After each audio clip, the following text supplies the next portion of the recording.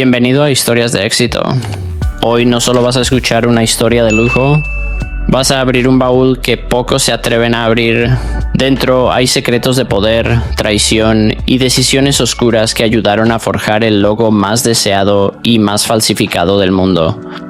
¿Sabías que detrás de cada maleta Vuitton se esconde un pacto con el lado incómodo de la historia?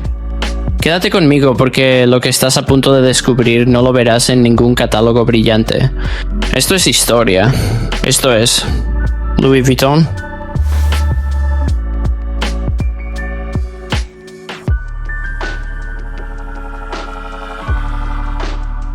Louis Vuitton nació en 1821 en Anchay, un pequeño pueblo de Francia.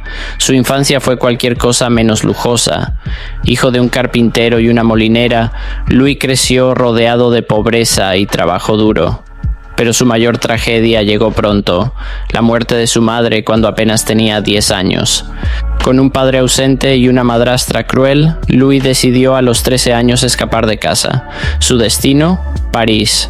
Lo que siguió fue una odisea, 400 kilómetros a pie, solo, sin dinero, sobreviviendo en los bosques, buscando refugio en pequeños pueblos y alimentándose de lo que encontraba. Tras 2 años de caminata, llegó a la gran ciudad. Ahí, comenzó desde lo más bajo, fue aprendiz de Monsieur Maréchal, uno de los fabricantes de equipaje más respetados de París. El taller de Maréchal no era solo un lugar de trabajo, era un santuario para los más exquisitos viajeros de la época. Aquí Louis observó cada detalle, los materiales, las costuras, los mecanismos de cierre. Pasaba horas perfeccionando su técnica, pero también estudiando las frustraciones de los clientes. En ese tiempo, viajar era una odisea. Las maletas tradicionales eran pesadas, de cuero grueso, y tenían tapas redondeadas que las hacían imposibles de apilar en los vagones de tren o en las bodegas de los barcos. Estas maletas no solo ocupaban más espacio, sino que eran extremadamente vulnerables a los golpes y a la humedad. Louis notó algo que nadie parecía ver. El mundo estaba cambiando. La revolución industrial había abierto las puertas a los viajes internacionales. Los barcos transatlánticos y los trenes de vapor conectaban las ciudades como nunca antes. La necesidad no era solo transportar objetos, era hacerlo de manera más práctica y eficiente. Mientras otros artesanos seguían creando baúles por tradición, Louis comenzó a imaginar algo radicalmente diferente, una maleta que no siguiera las reglas antiguas. Diseñó un baúl con tapa plana y estructura rígida que podía apilarse sin dañarse y además era mucho más ligero que los modelos tradicionales. Lo recubrió con lona impermeable gris Trianon, un material innovador para la época que no solo lo hacía resistente al agua, sino que le daba una estética elegante y minimalista. Este no fue solo un cambio estético, fue una revolución logística. En 1854, con valentía y visión, Louis abrió su primera tienda, Louis Vuitton, Mailletier, a París. Desde aquel pequeño local, su concepto transformó para siempre la manera de viajar de las élites europeas. El lujo ya no estaba en el peso del cuero ni en los adornos innecesarios. El lujo, según Louis Vuitton, estaba en la practicidad perfecta. Y con ese golpe de genio, comenzó a escribir una historia que el mundo jamás olvidaría.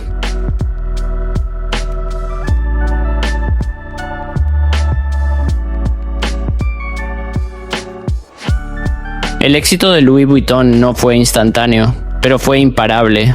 Su innovación conquistó a la élite parisina, pero un evento cambiaría su destino para siempre. La emperatriz Eugenia de Montijo, esposa de Napoleón III, escuchó hablar del joven maletero visionario. Eugenia no solo buscaba calidad, buscaba comodidad. Quería que sus viajes fueran más ligeros y elegantes. Louis no solo cumplió sus expectativas, las superó. Pronto se convirtió en su proveedor oficial. Este no fue solo un contrato, fue una puerta abierta al círculo más exclusivo de Europa.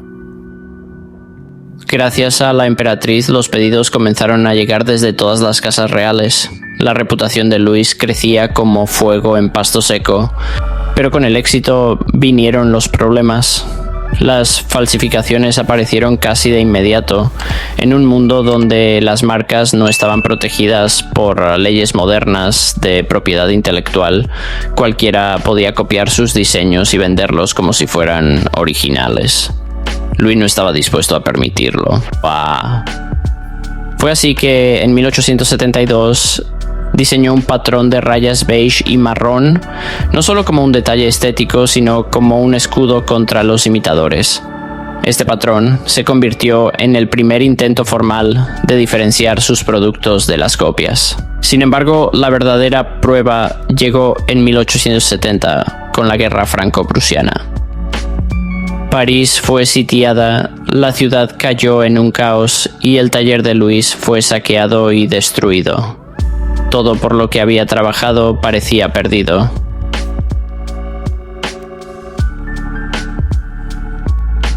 Pero Louis no se rindió.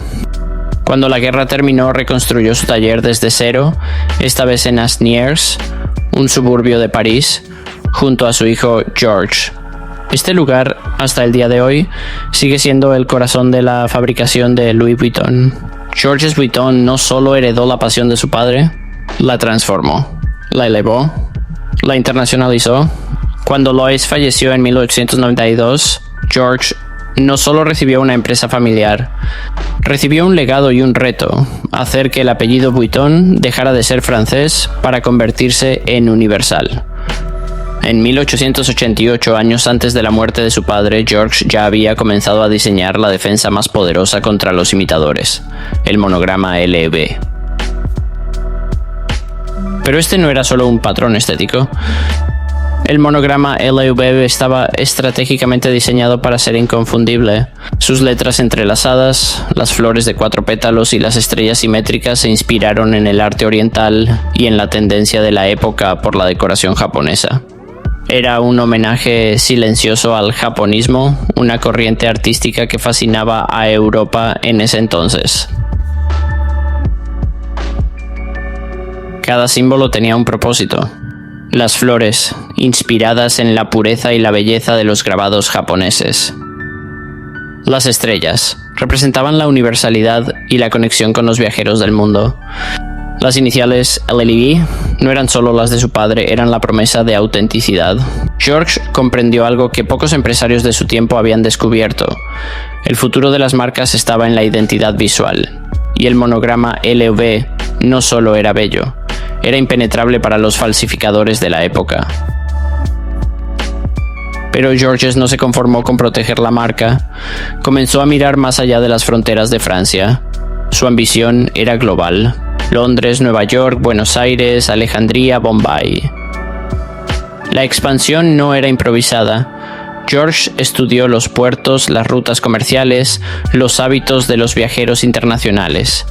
En cada ciudad donde abría una tienda, los productos no solo llegaban. Las maletas Vuitton se convertían en símbolos de estatus locales. En una época donde viajar era privilegio de pocos, Georges vendió más que equipaje. Vendió la idea de que un baúl Vuitton era tan importante como el destino al que te dirigías. Su obsesión por la calidad también lo llevó a mejorar la seguridad. En 1886, George inventó un sistema de cerradura revolucionario con un solo candado de tambor y una llave única, diseñada para que fuera extremadamente difícil de forzar. Tan confiado estaba de su invención que retó públicamente al ilusionista Harry Houdini a escapar de un baúl Vuitton cerrado con su candado. Houdini nunca aceptó. Este detalle no solo vendió más maletas, vendió la idea de que dentro de un Vuitton tus pertenencias eran intocables. Además, George fue un maestro del marketing sin saberlo. Organizó desfiles y exhibiciones de sus baúles en las principales ferias internacionales, como la Exposición Universal de Chicago en 1893 y la de París en 1900. Cada evento era una vitrina para mostrar la elegancia y la innovación de la marca. La marca comenzó a viajar con exploradores, aristócratas y artistas. Era imposible no ver un Vuitton en los vagones de trenes de lujo como el Orient Express, en los transatlánticos hacia América o en los safaris por África. El apellido Vuitton dejó de ser solo equipaje, se convirtió en un estilo de vida. Cuando George falleció en 1936, dejó una empresa con una red internacional consolidada y con un símbolo que trascendía generaciones. El monograma LAB se había incrustado no solo en el cuero, sino en la cultura popular. Pero este era solo el principio. Después vendrían los desafíos de la guerra, la modernización y las manos visionarias de los directores creativos que convertirían a Louis Vuitton en el monstruo global que conocemos hoy.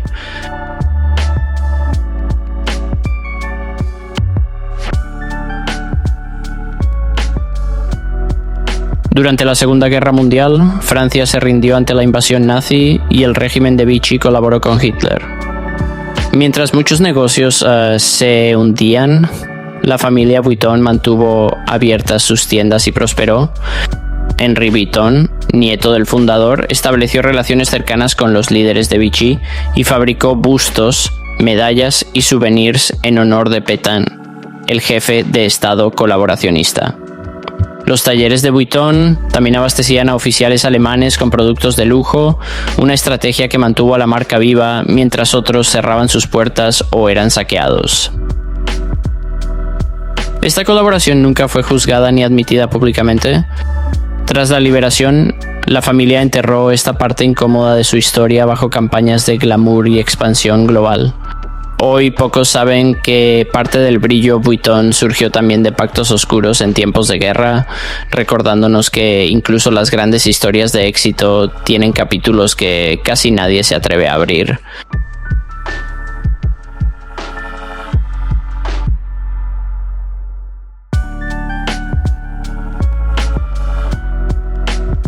Tras la guerra, Louis Vuitton enfrentó años difíciles.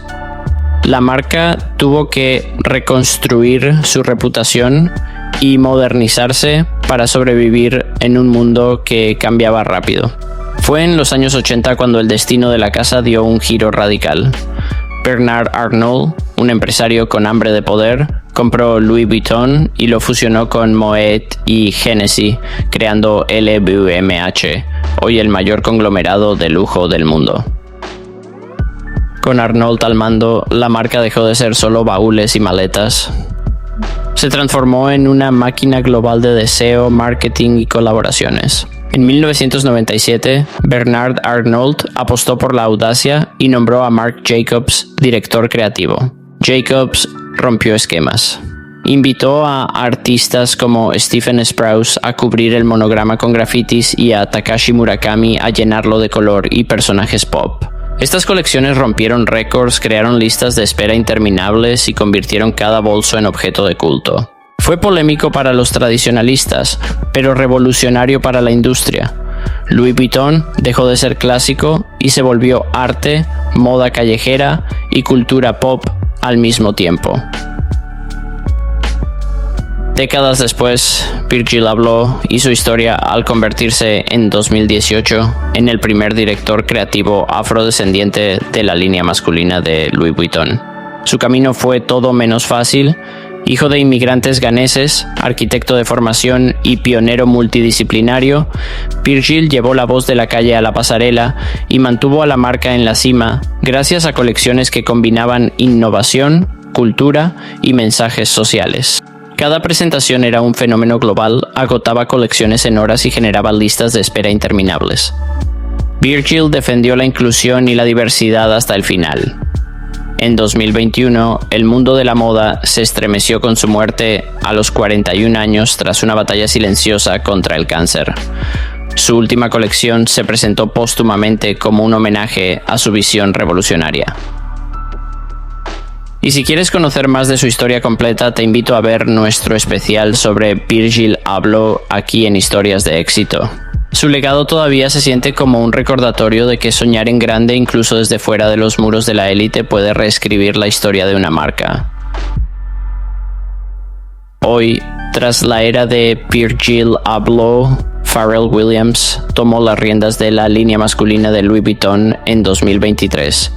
Reconocido como músico, productor y visionario cultural, Pharrell ya había marcado historia con Vuitton en 2004 con la icónica línea de gafas Millionaire y colaboraciones que mezclaban música, arte y lujo. Y su debut como director creativo fue histórico. En junio de 2023 convirtió el puente Pont Neuf en una pasarela dorada con vista al Sena. Asistieron Jay-Z, Beyoncé, Rihanna y luminarias del arte y la moda. La colección incluyó trajes sastre reinventados con patrones de camuflaje, chaquetas acolchadas con el monograma, bolsos Keepall versionados con nuevos estampados y detalles que homenajearon la herencia de la casa, desde baúles clásicos hasta referencias a la cultura del hip hop.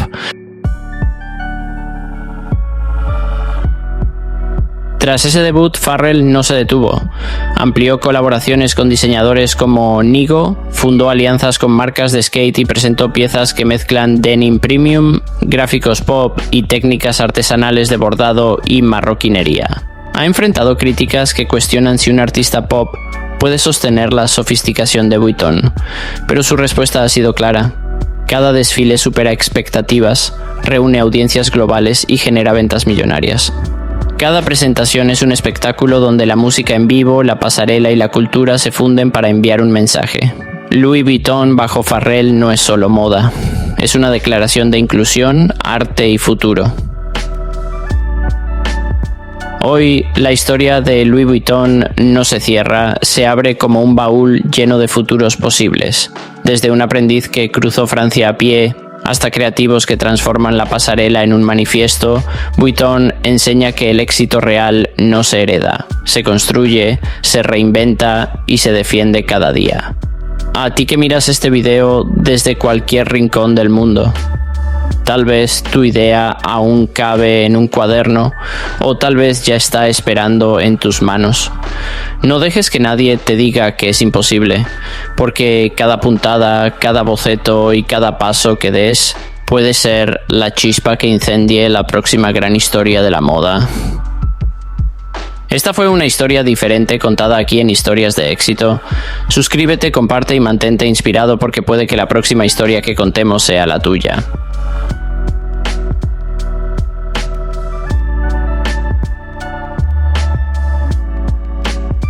Eso es todo lo que quería hablar sobre Louis Vuitton. Hasta un próximo video. Gracias por vernos.